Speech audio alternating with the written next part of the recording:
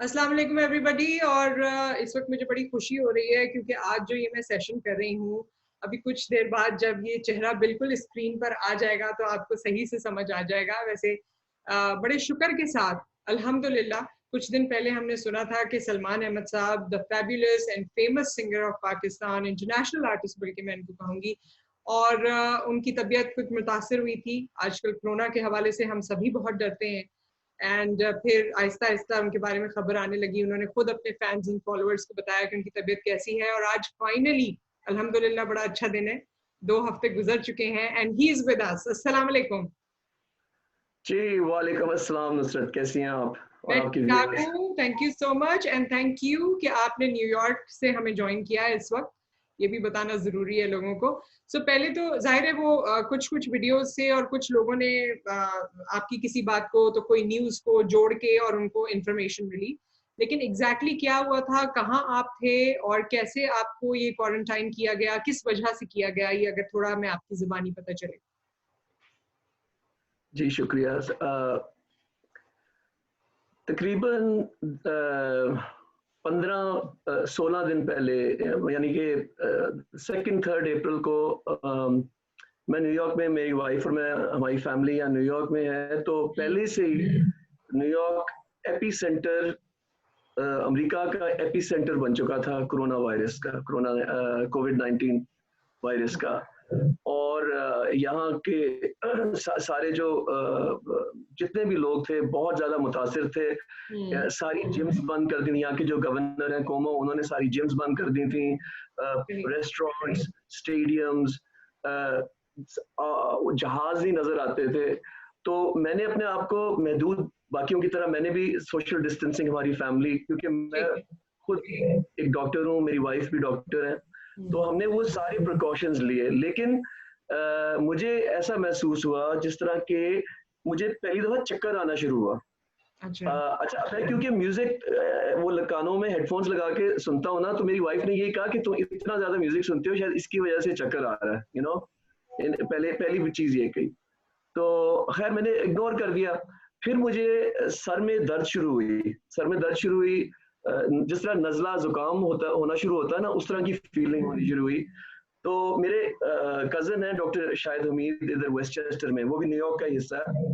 उनको मैंने फ़ोन किया, तो उनको जब मैंने ये सिम्टम्स बताए ना, तो वो तो रोज़ अपने हॉस्पिटल जा रहे हैं, और उन्होंने कहा तुम एकदम अपने डॉक्टर को ये हिस्ट्री दो, ये जो सारा कुछ जो हो रहा है। तो यहाँ डॉक्टर विंसेंट आइपेली है, उनके ऊपर भी ये जूम पे जिस तरह हम बात कर रहे हैं, इसी तरह ही वो अपॉइंटमेंट मिली, क्योंकि इतना उन्होंने जो है लोगों को महदूद किया हुआ है। बिल्कुल प्रिकॉशनरी मेजर्स हैं सारे। जी। तो नुसरत, उस दौरान उन्होंने मुझे एकदम कहा, उन्होंने कहा कि डू यू रियलाइज कि हम जो न्यूयॉर्क में हैं, सबसे फास्टेस्ट केसेस की रिपोर्ट आ रही है, और उन्होंने अपने मुझे बताया कि उनके अपने कितने पेशेंट्स जो हैं वो फौत हो गए हैं। तो उन्होंने कहा तुम एकदम अपने आप को क्वारंटीन करो। ये अब 4 अप्रैल को मैंने अपस्टेयर्स, ये जो मेरे घर की ऊपरली मंजिल है, वहां से क्वारंटीन हुआ, और कल वो क्वारंटीन खत्म हुई। ओके ओके, तो ये 4 हफ्ते आपने अपने आप को अलहदा किया, तो फैमिली से भी बिल्कुल दूर दूर थे या उनसे कोई बातचीत हो रही थी? कैसे ये जो हम, क्योंकि हम सुनते रहे हैं कि जी आपने अलग कर लेना है, तो वो अलग करना कैसा होता है कि आप एक कमरे में बंद हो जाते हैं, आप बाकी लोगों से बिल्कुल बात नहीं करते हैं, या आप अपनी फैमिली में भी निकलते हैं लेकिन फिर अलहदा से आ जाते हैं? लोग तो जब इस बीमारी का सुन रहे हैं, आपने देखा है, तो वो तो डेड बॉडीज को भी हाथ नहीं लगा रहे। क्या इसमें आपकी जो बाकी शेयरिंग होती है कि आपके बर्तन हैं, आपके कपड़े हैं, आपकी और चीजें हैं, क्या वो भी अलहदा हो जाती हैं? जी, बहुत अहम सवाल है आपका, कि बिल्कुल आपको दूर होना पड़ता अगर आपके सिम्टम्स हैं और आपको कोविड पॉजिटिव। अच्छा, और ये भी बताता चलूं कि जब मैंने उनको कहा जी मैं टेस्ट करवाना चाहता हूं, तो उन्होंने कहा इस वक्त न्यूयॉर्क में ना टेस्ट अवेलेबल है, ना नेजल स्वाब्स अवेलेबल है, ना वेंटिलेटर्स अवेलेबल है। इस वक्त आप अपने आप को समझें कि घर में आपका घर हॉस्पिटल है, ठीक है? तो ओके। ये ने ये NA95 मास्क है। या 4 4 हफ्ते से नहीं, मैं 14 दिन से पहले की बात बता रहा हूँ आपको, ठीक है ना। तो ये मैंने लगा लिया, वो इसलिए मैंने लगाया कि मेरी जो इन्फेक्टिविटी है वो मेरी, देखें फ्रंट लाइन वर्कर, नर्स और डॉक्टर, तो डॉक्टर समीना थी मेरी जी, वाइफ, बिल्कुल। वही मेरी मॉनिटरिंग करती थी, वही मेरी ट्रीटमेंट करती थी। तो अगर मैंने अपने मुंह और नाक को मैंने ना कवर किया होता तो खुदा न खास्ता उनको हाँ, भी बिल्कुल। फर्स्ट कांटेक्ट आपका जिससे है वो इफेक्ट हो सकता है। और इसी तरह उन्होंने भी इसी तरह का मास्क पहना हुआ था यहाँ, ठीक है ना। ओके। और बाकी मेरी फैमिली जो थी, ये भी मैं बताता चलूं कि मेरे हमारी एक नीस और नेफ्यू, वो ब्रुकलिन से, उनको हम लेके आए, दूसरे नेफ्यू को डेलावेयर से लेके आए, उनको भी कोविड के सिम्टम्स थे, तो वो भी क्वारंटीन घर में हुए थे ओह, अपने। जी जी।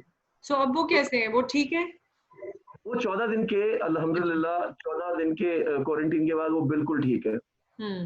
अच्छा, तो मैं आप आप लोगों के पास सिचुएशन कैसी है, सिंस आप न्यूयॉर्क में हैं और जो हम पाकिस्तान में जिस तरह की खबरें सुनते हैं, अमेरिका तो बहुत इफेक्ट हुआ है ओवरऑल, लेकिन जब स्पेसिफिकली अगर मैं न्यूयॉर्क की बात करूं, पिछले दिनों मेरी भी एक रिलेटिव है जो इसके करीब रहती है, सो उसने भी मुझे बताया कि वहाँ न्यूयॉर्क में बेसिकली सूरत हाल इतनी अच्छी नहीं है।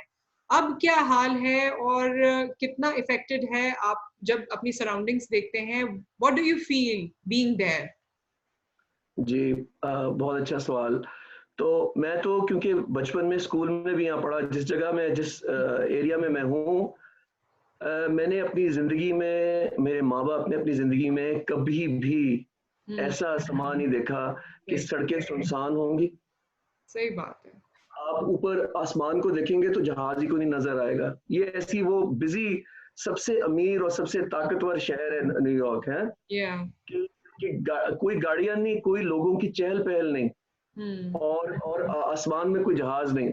हम्म और इसके अलावा अस्पतालों में, ये मेरे क्योंकि दो, जैसा एक कज़न का बताया, एक और कज़न है जो न्यूयॉर्क में ही काम करते हैं, उन्होंने कहा कि लाशों पे लाशें हमने देखी हैं। और या वेंटिलेटर्स पे उतारते थे, अगला पेशेंट आता था, वो रेस्पिरेटरी डिस्ट्रेस यानी कि सांस नहीं आ रहा होता था उनको, और वो भी फौत हो जाते थे। फिर इतनी लाशें देखें, अब आज मैं बात जो कर रहा हूँ, तकरीबन 15,000 के करीब मौत हो चुकी हैं सिर्फ न्यूयॉर्क के अंदर, हम्म और 2.5 लाख के करीब, मेरे ख्याल में 2.5 लाख के करीब केसेस हैं सिर्फ न्यूयॉर्क के अंदर। और ये 4 दिनों का इंतजार लोगों को कहा जाता था कि वो अपने अजीजों को दफनाने से 4 दिन इंतजार करें, तो लाशों को फिर ये जो रेफ्रिजरेटेड ट्रक्स थे जी, उसके अंदर लाशों को डाल देते थे। तो ये एक जंग की, मैं आपको बता रहा हूँ कि कैफियत मैंने देखी है अभी। और की अभी भी है। मैं तो सुन रही हूँ कि इट इज स्टिल कंटिन्यूड, या फिर रेशियो कुछ कम हुआ है। देखिए, एक वो जो थी ना, जो हाँ, स्पाइक थी, लोगों ने, इसलिए मैं कहता हूँ पाकिस्तान में लोग अभी अगर माशाल्लाह पाकिस्तान बचा हुआ है, तो जितने ज्यादा आप अपने आप को महदूद कर सकते हैं ना, हम्म ये तो एटलीस्ट कपड़े का बना लें, ये मास्क जो है, और नाक और मुंह को कवर करें, क्योंकि कोई पता नहीं है कि किस वक्त स्पाइक आ सकती है पाकिस्तान में। बिल्कुल बिल्कुल और मैं बिल्कुल। आपको और ये बता, न्यूयॉर्क जैसी सिटी में जहाँ आप ये बता रहे हैं कि वो ये कह रहे हैं कि हमारे पास कोई अभी टेस्टिंग किट्स नहीं है, तो कुछ पाकिस्तान में क्या, अल्लाह ना करे, हम किस हद तक, जबकि हमारी गवर्नमेंट और ओवरऑल जो पॉलिसी अब तक बनाई गई है वो काफी फिनोमिनल साबित हुई है, but obviously we are not that kind of a country जहां हम ये सारी चीजें अफोर्ड कर सकें अगर इतना बड़ा रेशियो हमारा इफेक्ट हो। अच्छा, एक चीज और मुझे बताइए जो आपकी खास पर्सनल होगी, क्योंकि जब आप ये 14 दिन अलहदा रहे तो आपको पता था कि आपके जहन में वसवसे भी आते होंगे, बहुत सी चीजें आप अपने इर्द गिर्द देख रहे हैं जो निहायत ही सिवियर हैं, जो पाकिस्तान में हमने नहीं देखी हैं। उस वक्त आपको डर या तकलीफ या वसवसे, वो कैफियत क्या थी, ये मैं इसलिए पूछना चाहती हूँ ताकि वो लोग जो अब तक इसे बहुत लाइट ले रहे हैं और प्रिकॉशंस नहीं ले रहे हैं, उनको ये समझ में आए कि अल्लाह ना करे अगर आप पर ये वक्त आ गया तो आप कैसा फील करेंगे। जी, तो नुसरत, सबसे पहले तो ये कहूंगा, क्योंकि हम मुसलमान है, ईमान रखते हैं, बिल्कुल तो सबसे ज्यादा जब 14 दिन मिले, तो उसके अंदर मैंने जो हमारी तारीख में जो हिकमतें हैं वो पढ़नी शुरू की, कुरान शरीफ से, हजूर अच्छा, हदीस से। और एक हदीस बहुत अर्ली ऑन जो मैंने पहले नहीं कभी पढ़ी थी, वो मैं आपसे, आपके व्यूअर्स से भी शेयर कर देता हूँ कि हुजूर सल्लल्लाहु अलैहि वसल्लम ने कहा कि जब भी कभी कभी किसी शहर में आप हो,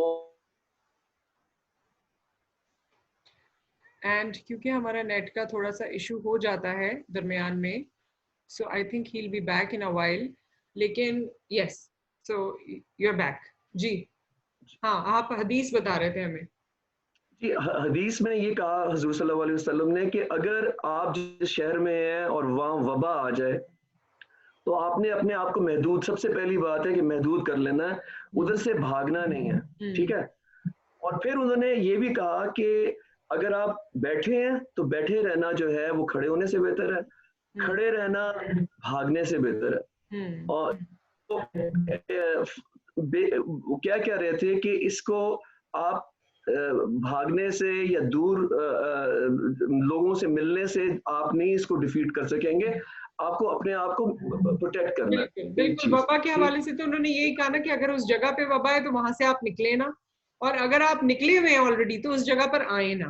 तो ये तो हमें हमारे दीन ने भी बताया है कि आपने प्रिकॉशंस लेनी है। मगर वो चीज रह गई कि हाउ डिड यू फील, आपने ये पढ़ना शुरू किया, फिर जी तो इससे आपको मैं कुछ बता, तकवीत मिलती थी?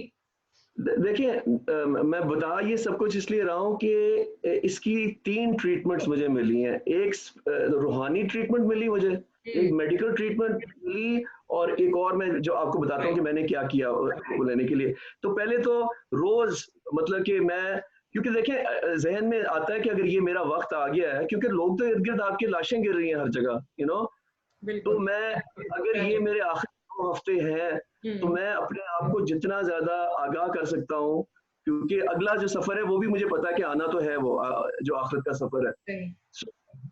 सो ये बहुत ज्यादा कुरान शरीफ मैंने पढ़ा, सूरह रहमान दिन में 3 दफा सुनी, ठीक है, रोज, ठीक है। और नमाज के अलावा ये है कि आप बड़े, ईमान आपका बहुत पुख्ता हो जाता है, एक चीज।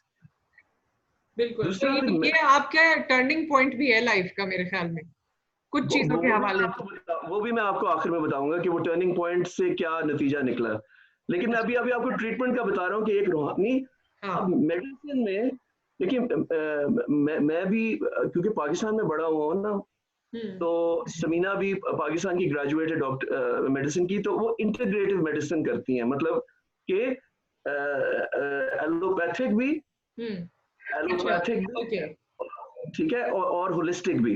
तो इस वक्त क्योंकि वैक्सीन नहीं है, देखिए ना, ये कोरोना वायरस की कोई गोली नहीं खा सकते, कोई टीका नहीं लगा सकते, ठीक है।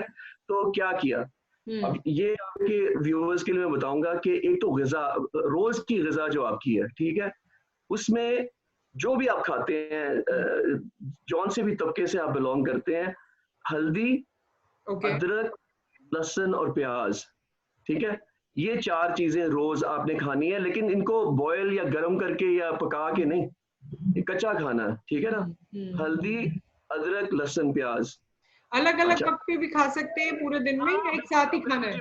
अलग साथ नहीं खाना, ठीक है। दिन में आपकी जो भी ग़िज़ा होगी ना, आप हल्दी को गर्म पानी में मिक्स कर दें, दूध में मिक्स कर लेते हैं लोग, कर लेते हैं, वो रोज आपने, क्योंकि उसमें क्या है कि anti viral, anti oxidant properties है, ठीक है, सही है। अच्छा, फिर ये हुजूर सल्लल्लाहु अलैहि वसल्लम का कहना है कि कलौंजी जो है, ठीक है, कलौंजी के 6 दाने रोज आपने लेने हैं, ठीक है। और ये मैं आपको दिखा भी देता हूँ, मौत के अलावा हर चीज का इलाज है कहा जाता है, जो हमारी हदीस है जिस पे हम यकीन, अच्छा रखा हुआ है, ठीक है। ये कलौंजी पड़ी है, और ये सुमक, ये लाल जो है ना क्रश्ड, ये क्या है? सुमक, सुमक क्या होता है कि इसमें भी ना एंटीऑक्सीडेंट्स, विटामिन ए, सी, और ये क्या करता है, देखिए ये जो कोविड-19 है ना, ये आके पहले गले में फंसती है आके, ठीक है, गले के बाद ये फेफड़ों में जाती है, और वो सबसे डेंजरस है जब ये फेफड़ों में चली जाए। तो आपका प्रिवेंशन सबसे बड़ी चीज है, मतलब अगर आपको अभी कोई सिम्टम्स नहीं है तो ये तो आप जरूर लें इस दौरान, जब तक ये कोविड-19 का ये चल रहा है ना सिलसिला, तो आप इसको वैसे भी अपनी रूटीन का हिस्सा बनाएं। ओके, लास्ट चीज मैं आपसे आपका टर्निंग पॉइंट पूछना चाहती हूँ। जी बिल्कुल। देखिए मैं वाकई में मैं कोई एग्जैजरेट या कोई सनसनी नहीं इसमें कि मौत तो आनी है, हर हम्म। इंसान की मौत आनी है। और जब इर्द-गिर्द मेरे यहाँ इतनी मतलब कि इतनी खबर मौत की हर तरफ थी, जी। तो मैंने ये रियलाइज़ किया कि एक जंग है ये और इसमें ये भी हो सकता है कि हम शहीद हो सकते हैं, ठीक है? बेशक। तो इस वक़्त आज का दिन है और मौत का दिन है, जिसके बारे में सिर्फ़ अल्लाह जानता है। हम्म। मैंने अल्लाह से ये दुआ माँगी कि अल्लाह तू अगर मुझे सेहत दे देगा, मैं तेरे से वादा करता हूँ कि मैं तेरे काम करूँगा बस। मैं इंशाल्लाह। मैं मैं इंशाअल्लाह ताला ये जो भी काम है हम्म। दुनिया में छोटा हो बड़ा हो वो लेकिन मैं तेरे लोगों की मदद करूँगा और तेरी इस जो ज़मीन है एक हमारे देखें एक ये बहुत बड़ा तोहफ़ा है जो अल्लाह ने हमें दिया बेशक। है ये ज़िंदगी। नो डाउट तो अबाउट। और हमने इस प्लेनेट को इंसानों ने ही तबाह किया है तो ये और मैं वैसे मुझे ये सुन के बहुत खुशी हुई, बिकॉज़ कोई भी हार्ड टाइम हो, ये तो एक चलें कोविड का पूरी दुनिया में चल रहा है, लेकिन उससे अगर आप बाहर निकलते हैं और आपके अंदर अल्लाह ताला की तरफ से तौफ़ीक उजागर होती है, डेवलपमेंट होती है, and then you do something for people और द वर्ल्ड, तो ये एक बड़ी फिनोमिनल बात है and I wish you all the best for that. और हमेशा ही हमने आपको देखा है कि पाकिस्तान के हवाले से, चाहे वो आपके गानों के ज़रिए हमें पता चले या आपके और जो एंगेजमेंट्स रही हैं किसी भी लेवल पर, उसके हवाले से हमें पता लगता रहता है that you are always positive about the country and you want to contribute. और ये इस तरह की आपकी कंट्रीब्यूशन का हमें इंतज़ार भी रहेगा और हम कोशिश करेंगे कि नेक्स्ट टाइम जब आपसे बात करें तो यहीं से ही हम बात आगे लेकर चलें और फिर आपसे सर पूछें कि आपको इसमें। जाने से पहले हाँ, हाँ, जाने जाने से से पहले बिल्कुल आप हमें बताइएगा और आप हमें अपडेटेड रखिएगा। मेरी ये रिक्वेस्ट है आपसे कि जो चीज़ें आप करते रहे हैं, वो ज़रूर हमारे लोगों को बताइए। जी। मैं ज़रूर बताऊँगा जो तीसरा मैंने सहारा लिया ना वो जो मेरी फ़ील्ड है मौसीकी की, अच्छा। मैंने एक तराना बनाया तुझे सलाम, जी। जो मैंने सारे पाकिस्तान के बड़े-बड़े जो आर्टिस्ट हैं नूरी, साहिर अली बग्गा, महविश हयात, जुनैद जमशेद के बेटे जी। उन सारों को मैंने उसमें दावत दी कि हमें अपने यूथ को एक पैगाम देना है यूनिटी का, फेथ का, डिसिप्लिन का। तो सही। वो मैं तराना आपसे शेयर कर लूँगा, आप अपने नाज़रीन से बिल्कुल, शेयर कर बिल्कुल, I will share it at my page as well. और वो स्पेसिफिकली हमारे लोगों के लिए, हमारे पेज के लिए है और बल्कि मैं चाहूँगी कि उसे हम जितना शेयर करें और एक-दूसरे को भी सुनाएँ। थैंक यू सो मच, बहुत थैंक यू, शुक्रिया आपका। Thank you so much for your time. Thank you, thank you.